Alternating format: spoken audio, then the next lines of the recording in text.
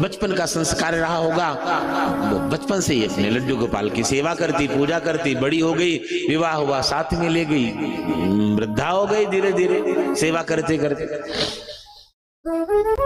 मंगलमय भाव से भगवान की पूजा करती, सेवा करती है। अतः एक बड़ी सुंदर, बड़ी अच्छी आदत इसकी है वृद्धा माता की कि भगवान का मंगलमय श्रृंगार करती है, और श्रृंगार करने के बाद उसको शीशा, बोलो ना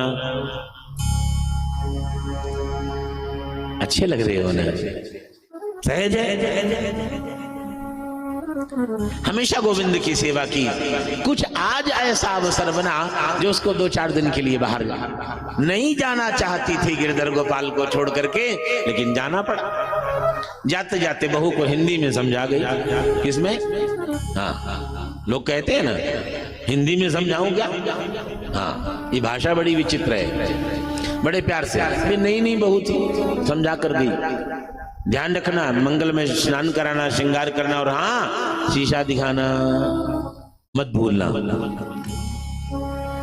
सासू माँ तो चली गई। सर्दियों का समय था, अगले दिन से ड्यूटी लग गई बहू रानी की।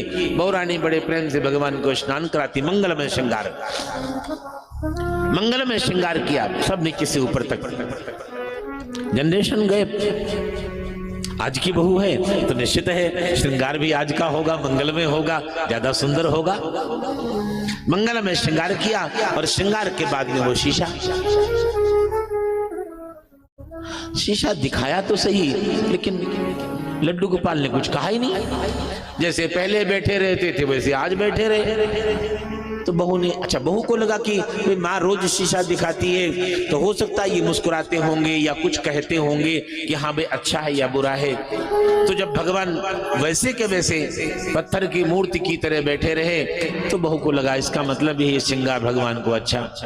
भगवान तो बहू ने कहा कोई बात नहीं, ये अच्छा नहीं लगा तो कोई नहीं, दूसरा वाला कपड़े उतारे और टब में जल भरा रखा था। बार बार कौन गरम, वो टब में भगवान को डुबकी लगाई, वस्त्र पहनाए, शीशा दिखाया, आभूषण श्रृंगार किया, शीशा दिखाया। भगवान फिर कुछ नहीं बोले। बहू ने कहा अच्छा ये वाला भी श्रृंगार अच्छा नहीं, तो कोई बात नहीं और किए दे रही हूँ। फिर उसने कपड़े उतारे, फिर ठंडे पानी में डुबकी लगवाई, फिर मंगल में श्रृंगार किया, फिर 5-7 राउंड हो गए। बोलो ना, भगवान समझ गए मैं जब तक मुस्कुराऊंगा नहीं तब तक मुझे ठंडे पानी में नहाना पड़ेगा। इस बार जब बहू ने वो शीशा दिखाया तो भगवान मुस्कुरा दिए। तो बहू ने कहा तो पहले बता दिया होता, ये वाला पसंद है, ये वाला श्रृंगार, तो ये वाला काहे को बार बार आपको, अब कल से ध्यान रखना, ठीक है? हाँ चलो हो गया। मनोहार हुई, अपना भगवान का भोग लगाया, ठीक। अगले दिन स्नान कराया, श्रृंगार किया, शीशा दिखाया। भगवान को कल की याद आ गई। बोलो ना, अगर मैं न मुस्कुराया तो फिर अभी ठंडे पानी में। पहली बार मुस्कुरा दिए, सखी भी प्रसन्न, बहुत खुश है, अच्छा है भगवान को। मंगलमय भाव से प्रेम चलने लगा।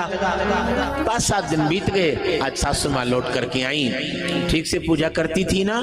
हाँ, सासू माँ को भरोसा नहीं है ना, ठीक से पूजा करती थी? हाँ जी हाँ, बिल्कुल ठीक है।